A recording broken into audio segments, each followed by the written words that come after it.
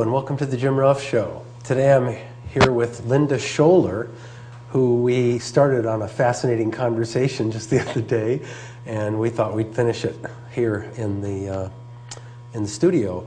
I asked Linda the question that I start out my book with, what in society is fundamentally the most significant issue, in your opinion? And Linda said empowerment, people's lack of empowerment, and so we started this conversation with that. And maybe I thought I'd just kind of open the door for you to maybe continue that conversation, Linda. So I'm going to turn about what do you mean when you say society has this lack of empowerment? Well, first of all, I'll clarify what I said was people's feelings of disempowerment, not actual lack of, because I feel that people do have a lot of empowerment, but they feel disempowered in our society today.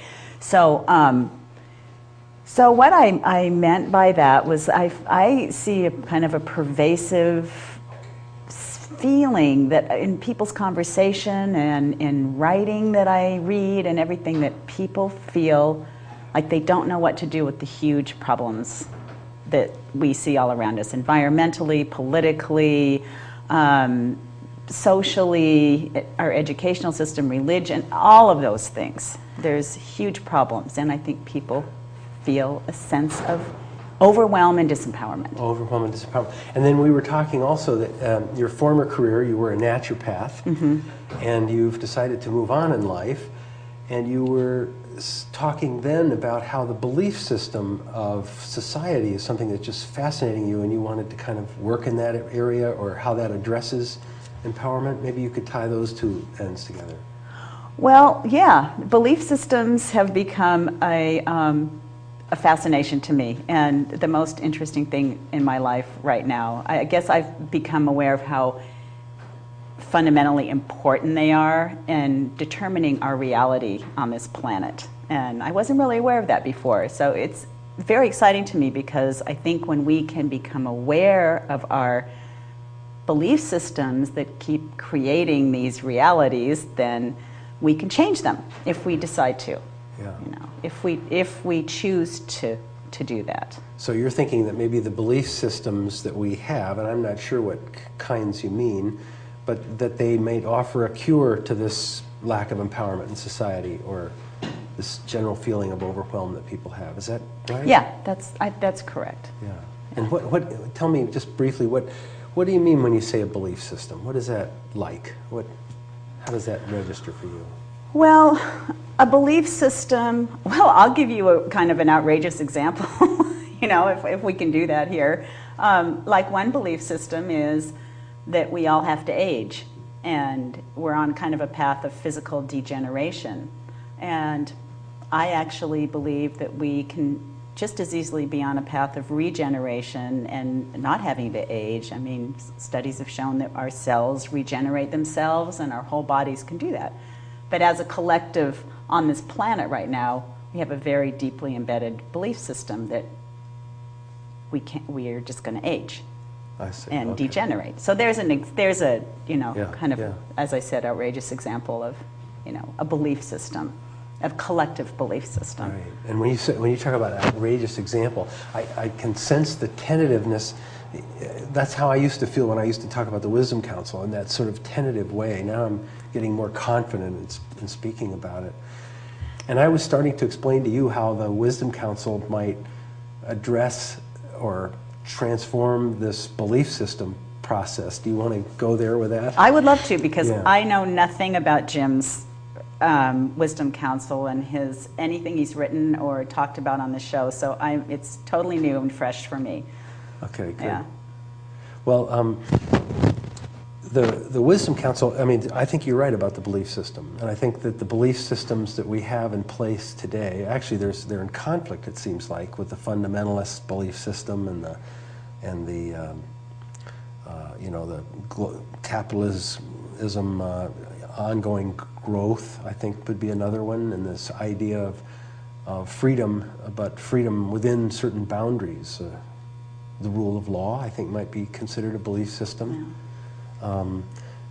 the idea of competition. I think people ascribe to other people certain traits that they consider to be human nature that really aren't human nature. They just look that way. And to me, the core of what sets these in motion is more the structure of things than some conscious decision to have a certain set of beliefs. So if you set up a game, for instance, with a set of rules, and you divide into two teams, then your belief system kind of becomes, I want to win, and that this is a competitive enterprise.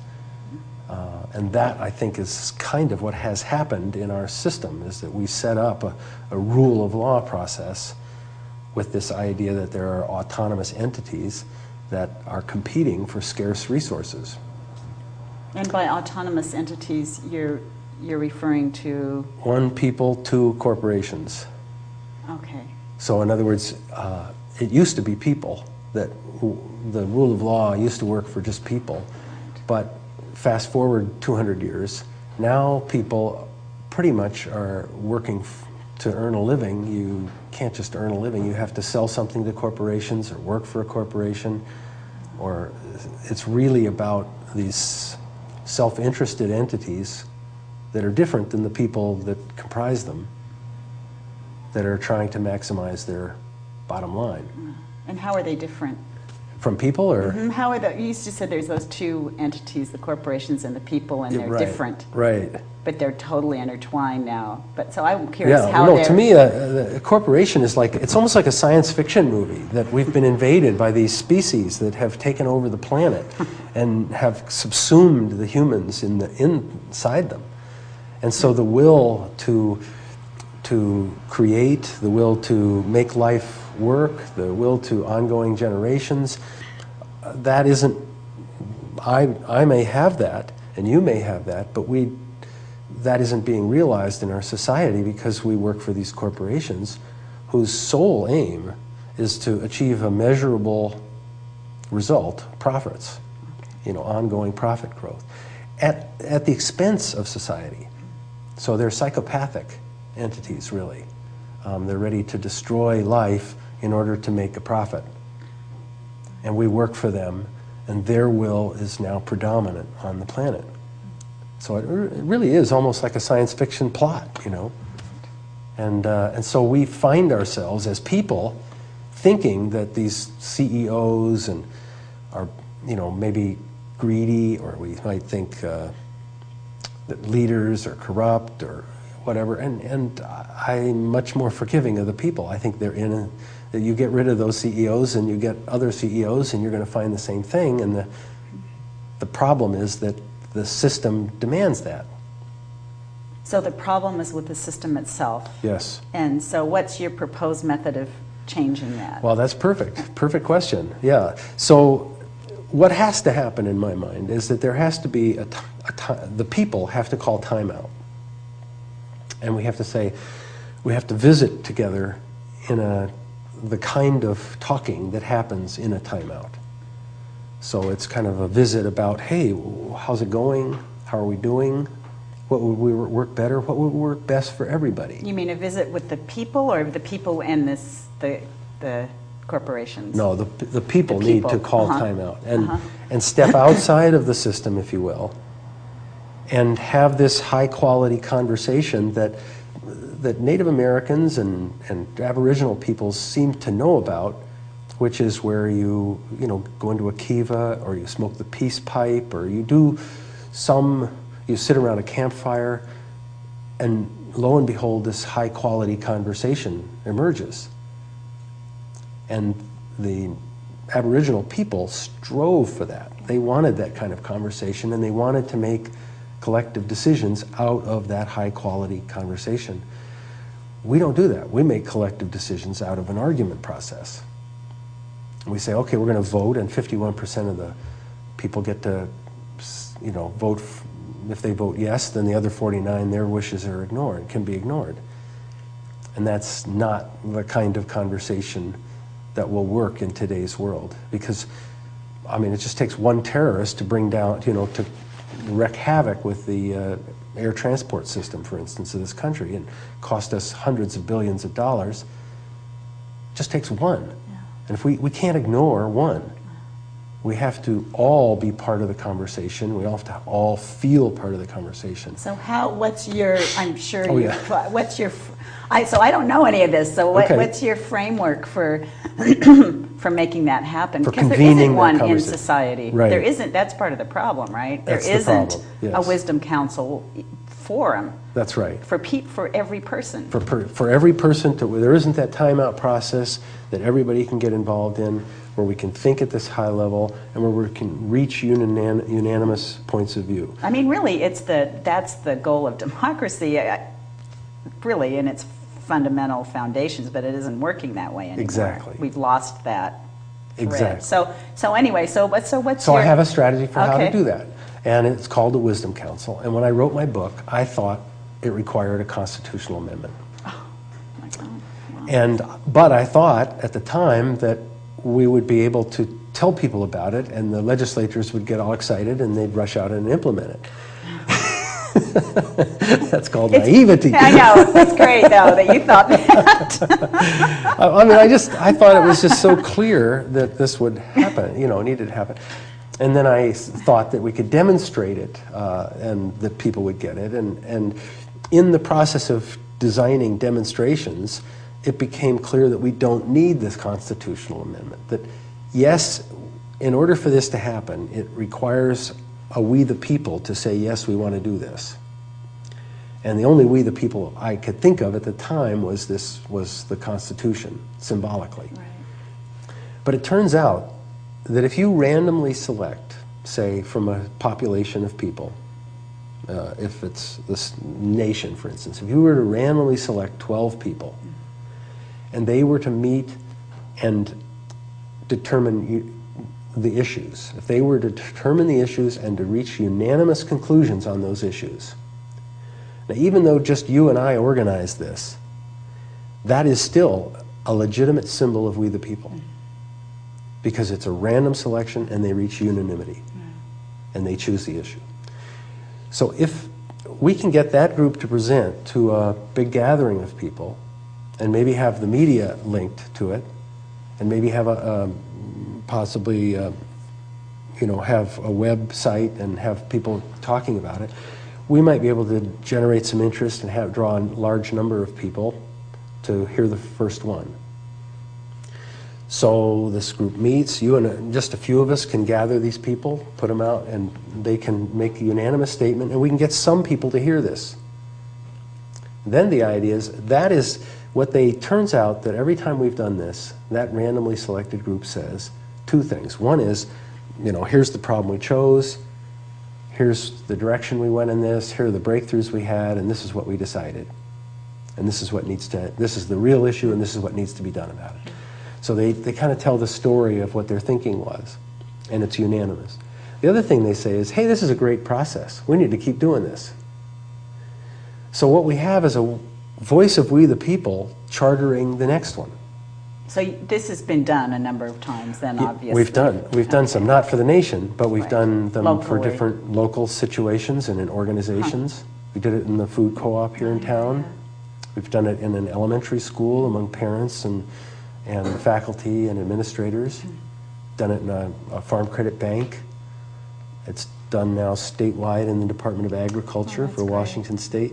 So there are some on-the-ground examples that are proving that this process works. Related to the specific, like the food co-op, it was related to food co-op issues. Right. It didn't have to be, because you randomly select a number of people, I don't remember what it was, maybe 10, and they could say, hey, the town council, they could speak to the town council, they could speak to the state legislature, they could speak, in other words, this is a body of we the people of the food co-op, but they might have a message for somebody besides the food co-op.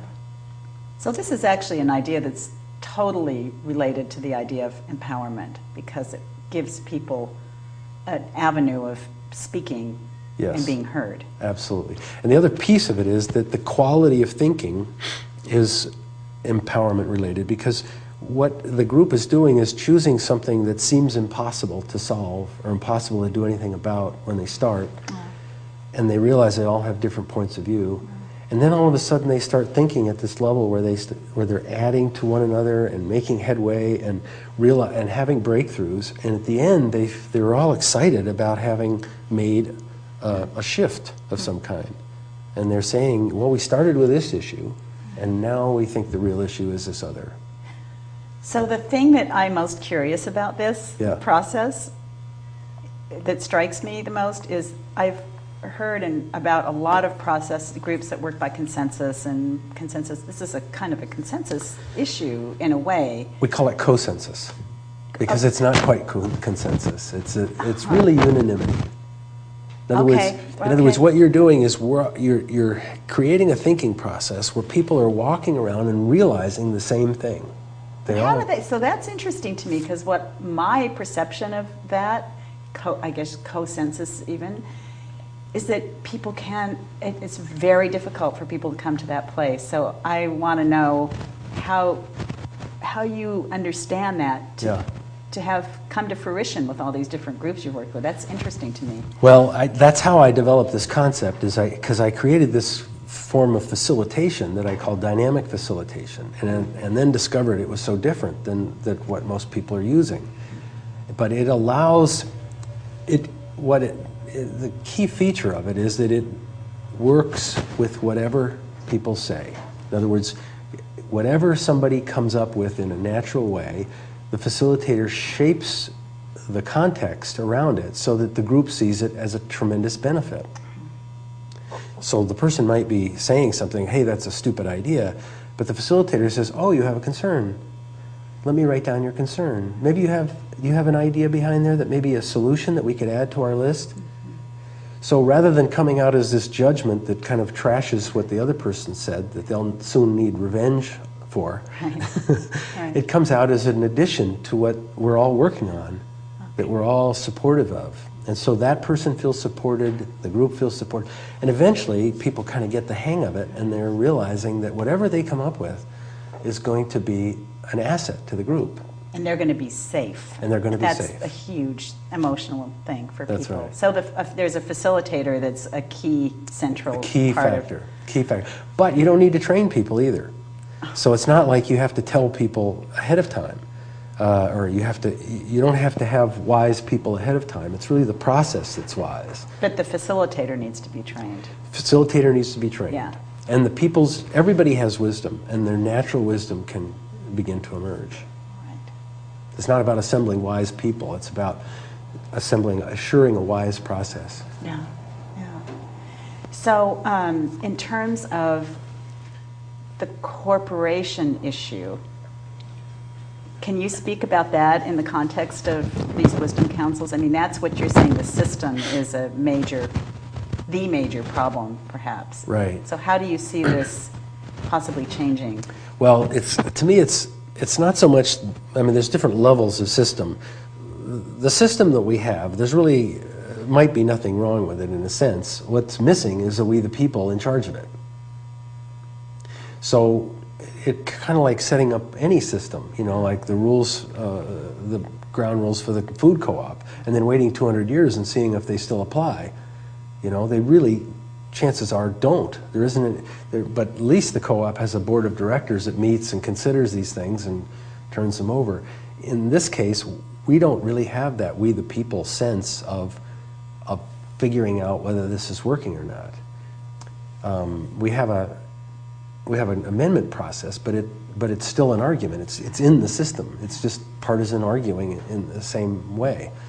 So there's really no avenue to gather that sense of all of us taking time out and looking at things. But this Wisdom Council would do that. Well, how would it do that in the context of private enterprise? Because the whole thing with private enterprise is we can do whatever we want. Well, within certain boundaries. Within the boundaries, right. But so, it isn't like, well, hey, we want to hear what you have to say. Right. Right. So how would they interface? Why would the corporations even want to listen to this? Well, see, the way I see it is that the people, all of us are kind of in a trance. It's a little bit like I don't know if you saw the movie The Matrix. I did. Did you see that? Oh my God. Okay, well I think that it's kind of like that, where there's a computer that establishes reality for us, and there's really the real reality is somewhere else, but we're living in this matrix, and we carry on as though what I really want to do with my life is, if I'm a shoe salesman, is sell more shoes, and if if we have a war, then we get more sales happening through the military, and so that's really good for business. And I kind of get into that zone of thinking that we need more sales and more business and more, and not into the zone of thinking of, hey, what do we really want war? I mean, I don't think that's a good idea, actually. But so we're encouraged to be in this trance. So if you scratch anybody in our system, chances are they want the planet to continue and to be healthy. But collectively, we are unable to do that because the system is driving it, keeps us in this trance and drives us to trash the planet. So what I'm saying is that if we convene this wisdom council, this timeout process, it empowers us outside of the trance to step out of the trance and see what's really going on and make new decisions about what we want to do in our individual lives and what we want to do collectively. So for instance, collectively we've decided that corporations should have the same rights as people. Now we didn't really do that, but the system did that because the corporations get powerful and they want to assure that, and so they affect the court decisions, and lo and behold, we have that result. And now there's nothing that doesn't happen without corporate dominance, really. I mean, even things that are supposed to be done in the general interest, like regulating corporations, are really done by the corporations themselves. So there isn't even a general interest, charade that's happening. It's all special interest battling. And even the water, they're trying to make that into a private enterprise situation. So I'm saying that if we can step out of the trance and become our true selves, we can start making collective decisions that make sense. And so what's missing for me is the concrete how to. Like, what would be the first, or maybe you've taken the first step, but what would be a second step in that direction? So we've talked about that, but how would it actually be manifested? Well, I'm not sure how you're asking that, but one way is that a few of us can start a wisdom council in a town. Okay, this is what I'm asking. Yeah. Okay. All right. And so we here don't we have need, Port Townsend. So here we have Port Townsend. And here's how we're gonna do that in Okay. Port Townsend. Okay. It turns out that Marcy Van Cleve, who's a teacher in the alternative school, she bought 5 copies of my book and gave them to her staff, and they got excited about it. So this one high school class all year this year is called Contemporary World Problems, and it will be putting on, there'll probably be about 10 kids in the class, in a one-year class, and they were going to put on a wisdom council for the town, for the voters of the town. Huh. So it'll be the kids convening all the members of the town to come together and speak at this higher level and to make new choices. About the town itself? Well, it would be the wisdom council, the randomly selected people will choose what that is. I see. They'll choose the issue. They'll choose the issues. Okay. So the high school class will be the conveners, and presumably we have other adults that will support the high school class in this process. But it's kind of neat because it's a nonpartisan group setting up the town conversation. It'll be just beautiful, I think, to see. And the kids will pick the issue or issues. No, the wisdom council chooses the issues. Okay, all right. So the kids will document it with video. Huh. They'll do research on it to see if, in fact, there's any changes that happen. As a result. As a result. They'll go to the Rotary and try and get the Rotary interested and maybe donating some money and being a co-sponsor. They'll go to the city council and try and get the city council to be interested. So the kids will run the program with adult supervision, I think, or not adult, mentoring, but the Wisdom Council itself, randomly selected, will get together and they will be the ultimate authority. They will become the ultimate authority. Okay. And that number of people have you found an ideal number of people for that? Well, we've moved from a big number to a smaller number. It really turns out that when you get, when we've had even a small number, like we've had like 7 or 6 or one time, it doesn't matter. People get that we're thinking at a new level. Mm-hmm. Everybody gets, oh, well, this is this different kind of thinking. I remember this. Everybody knows how to do this kind of thinking. Yes, I agree. We just don't have a place to do it usually. We don't grow up that way. Right. Yeah. Right. So you see that kind of wisdom counseling taking off and mushrooming around the country and then the planet? Yeah. Is that I the do. whole I do. link? In fact, right now, there's a wisdom council going to happen in Wolfurt, Austria. Oh, wow. There's a committee in Brisbane, Australia, that's thinking about it and talking to people about it, making presentations. Huh. In Madison, Wisconsin, there's a committee.